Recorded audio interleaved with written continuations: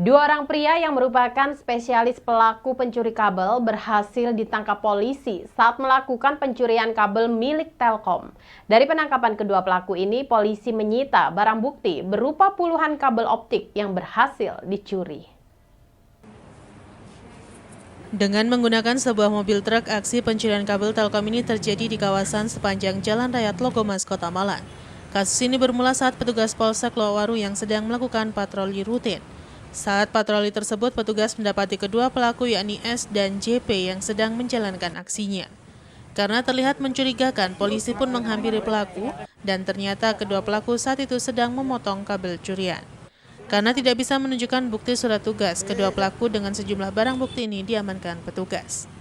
Kapolsek Lowaru AKP Sutomo menjelaskan, kedua pelaku menggunakan sebuah mobil truk untuk menarik kabel dari dalam tanah.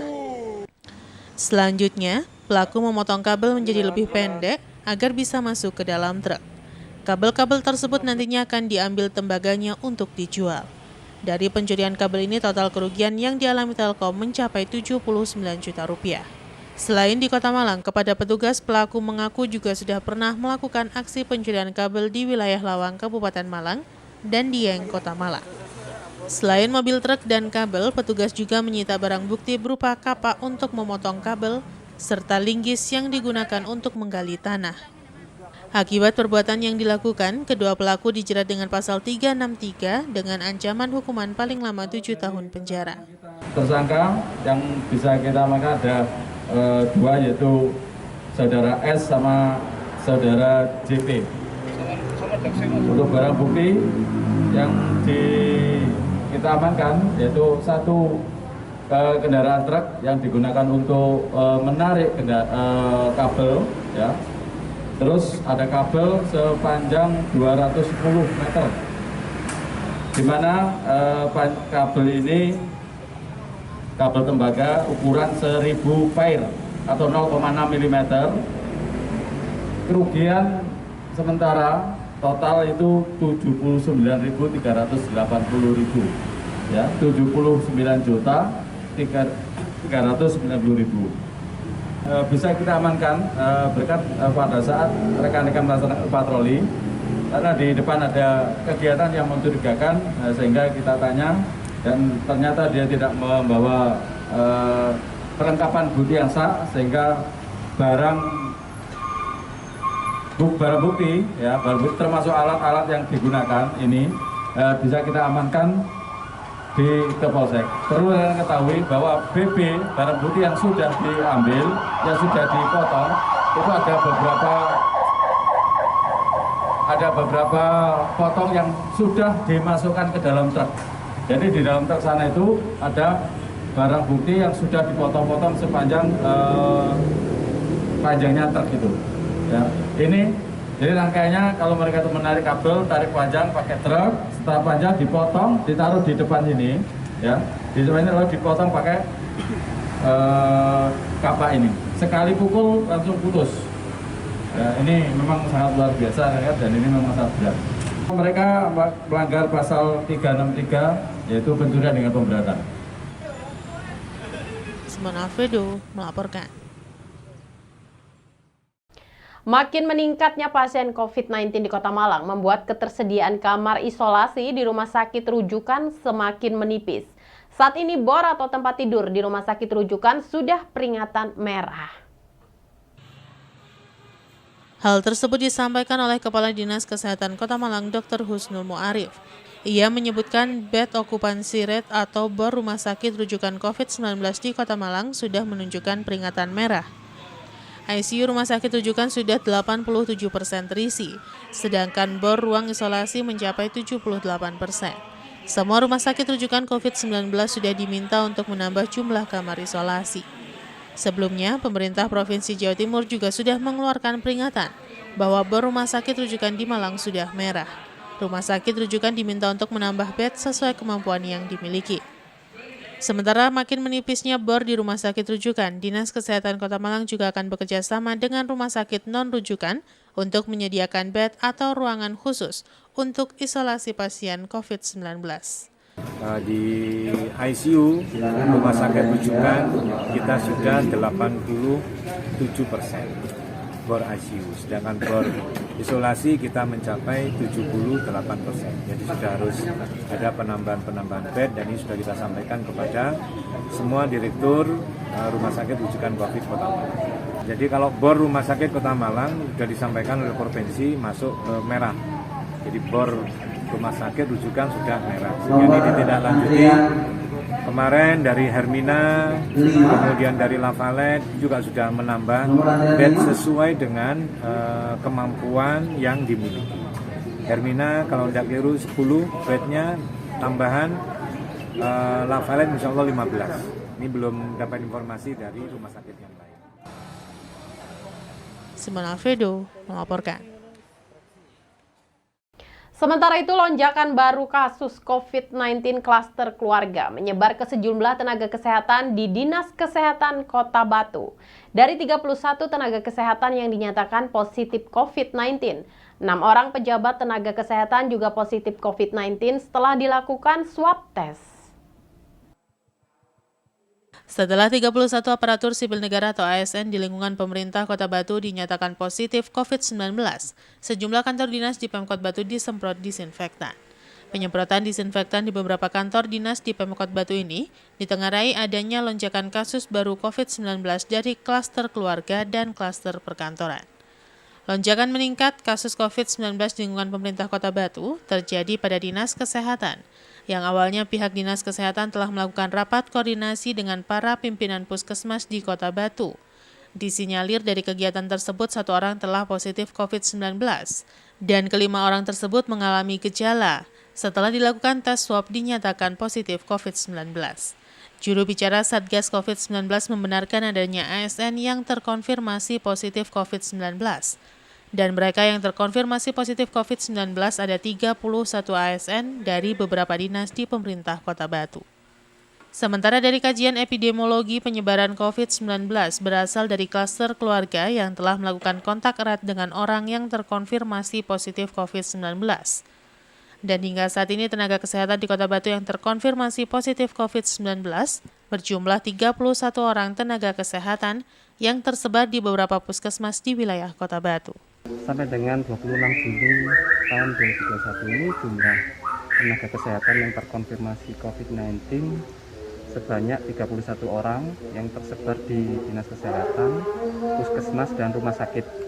Dari data hasil pelacakan epidemiologi sementara ini ditengarai penularan terjadi dari klaster keluarga, kontak erat dengan anggota keluarga yang terkonfirmasi COVID. Upaya tracing sudah dilakukan dan semoga nanti bisa mengurangi jumlah penyebaran COVID-19. Sampai dengan sekarang, sesuai dengan surat edaran wali kota, tidak terjadi lockdown, tidak dilakukan lockdown untuk di perkantoran, tapi dilakukan pemberlakuan work from home dengan komposisi 50%. Terkait upaya yang dilakukan oleh Dinas Kesehatan Kota Batu menyikapi dengan adanya tenaga kesehatan yang confirm, yaitu pertama melakukan tracing dan tracking kontak erat terhadap tenaga kesehatan yang confirm COVID-19, kemudian melakukan penyemprotan disinfektan di pusat-pusat pelayanan kesehatan dan fasilitas umum, dan yang ketiga berkoordinasi dengan jaringan laboratorium di tingkat provinsi maupun di Malang Raya untuk bisa menemukan varian COVID-19 yang terbaru.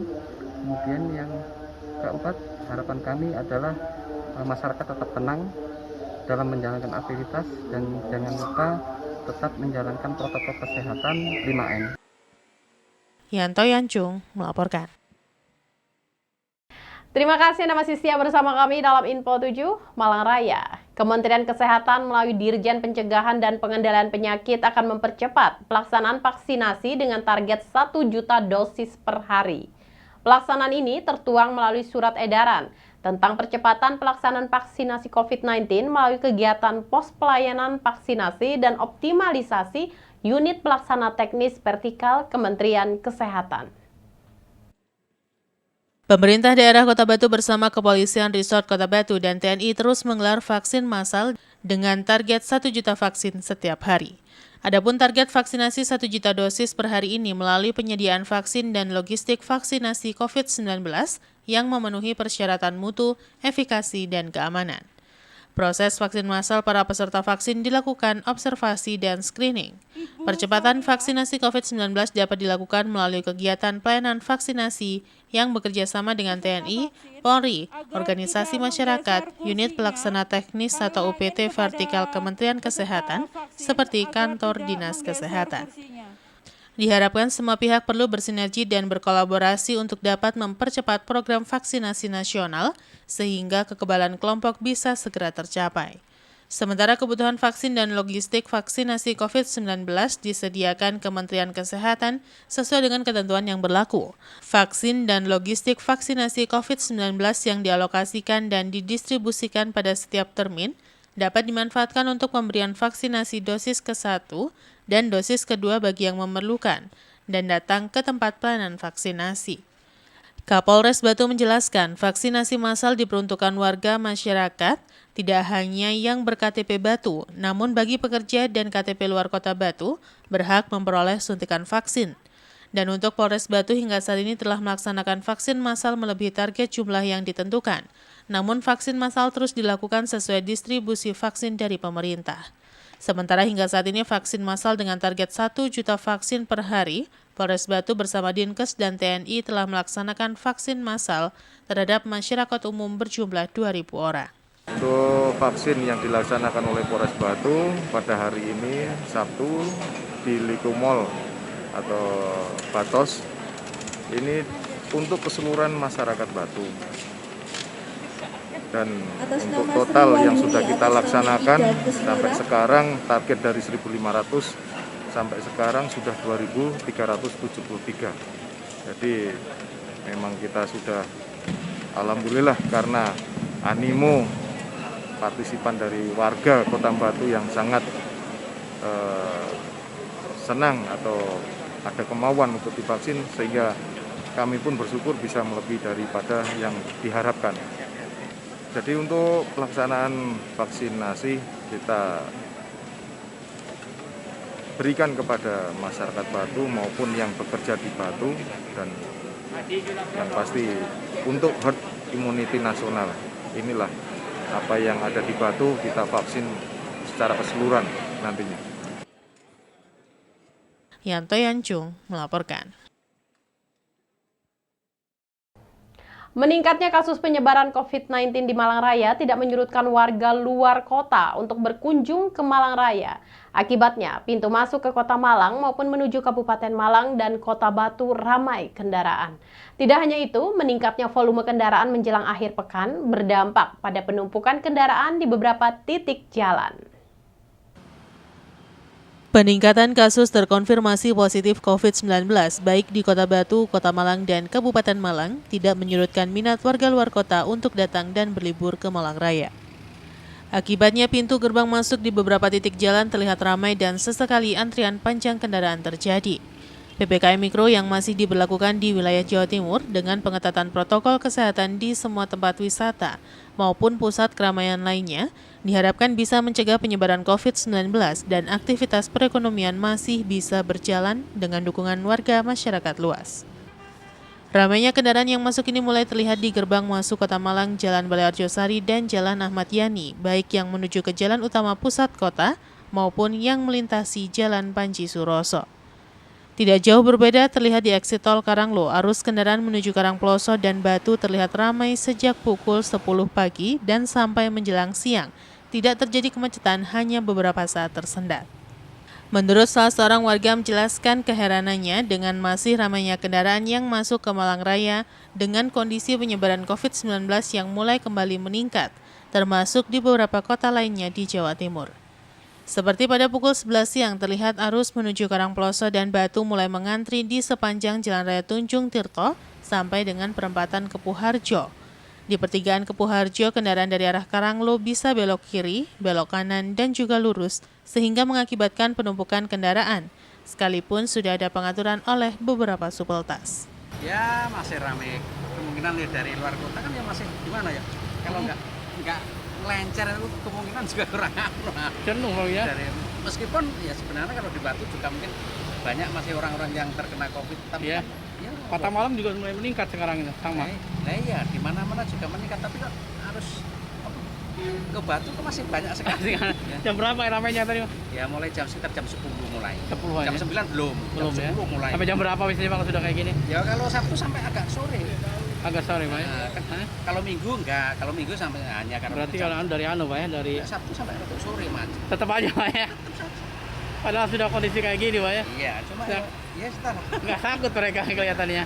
Ya kira-kira nggak takut. Ya era Surabaya Pak ya. Iya dari Surabaya. Tapi nggak macet Pak ya, cuma padat aja.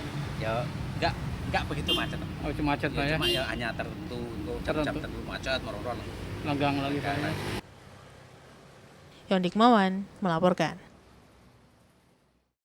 Terima kasih Anda masih setia bersama kami dalam Info 7 Malang Raya. Diduga akibat kurangnya rasa memiliki untuk menjaga kawasan, beberapa pohon di pinggir jalan raya Karangduren rawan mati akibat bekas pembakaran dan sebagian terlihat keropos pada bagian bawah. Banyak pihak berharap pengawasan lebih ditingkatkan untuk meminimalisir terjadinya pohon tumbang. Beginilah yang terlihat di Jalan Raya Karangduren, Pakisaji, Kabupaten Malang. Di sepanjang jalan cukup banyak terlihat pohon pelindung tepi jalan yang berukuran cukup besar dan perlu diwaspadai karena di kawasan tersebut tidak jarang terjadi patah dahan atau pohon tumbang, khususnya ketika penghujan. Namun sayang tidak semua pohon dalam kondisi baik karena di beberapa tempat terlihat ada pohon yang mulai keropos pada bagian bawah dan yang cukup banyak adalah akibat pembakaran sampah di bawah pohon. Hal tersebut harus menjadi perhatian bersama, khususnya pihak terkait, untuk lebih meningkatkan pemantauan dan pengamanan pohon, terlebih cuaca saat ini yang sering berubah dan hujan masih turun. Menurut salah seorang warga menjelaskan ada kekhawatiran dengan keberadaan pohon pinggir jalan, terutama dengan kondisi cuaca seperti saat ini, dan berharap pengamanan pohon pinggir jalan bisa lebih maksimal untuk menghindari kejadian yang tidak diinginkan terjadi, baik patah dahan besar maupun pohon tumbang. Di sepanjang Jalan Raya Kebonagung sampai Pakisaji masih terlihat pohon pinggir jalan yang berukuran besar dan rindang yang sewaktu-waktu bisa tumbang menimpa pengguna jalan dan mengganggu arus lalu lintas. Banyak pihak berharap pengawasan dan pengamanan pohon pinggir jalan bisa lebih ditingkatkan oleh pihak terkait untuk keamanan aktivitas para pengguna jalan pada umumnya. Gimana, ada khawatiran Pak sebagai warga masyarakat yang melihatnya? Ada kekhawatiran soalnya ini kan pohon-pohon kan rindang-rindang ke Iya. jalan kan. Ya susu pengendara jalan. Ya. Kadang-kadang rasa khawatir. Khawatir Pak ya. Kalau bisa ya dikurangi yang kecil-kecil itu saja. Berarti dahannya ada pemotongan Pak ya. Iya. Pak di kawasan sini pernah Pak Makanya apa pohon tumbang ke kawasan sini? kalau Ya. musim ini masih belum lah. Masih penghujan? Cuma apa itu yang pang-pangnya saja. Ya. Yonik Mawan melaporkan. Dan laporan perakiraan cuaca tadi sekaligus menutup perjumpaan kita dalam Info 7 Malang Raya edisi hari ini. Bagi masyarakat Malang Raya, kami ingatkan untuk selalu menerapkan protokol kesehatan 5M, memakai masker, mencuci tangan, menjaga jarak, dan menghindari kerumunan serta mengurangi mobilitas. Mewakili kerabat kerja yang bertugas, saya Sri Widiarti mengucapkan terima kasih atas perhatian Anda. Sampai jumpa dan wassalamualaikum warahmatullahi wabarakatuh.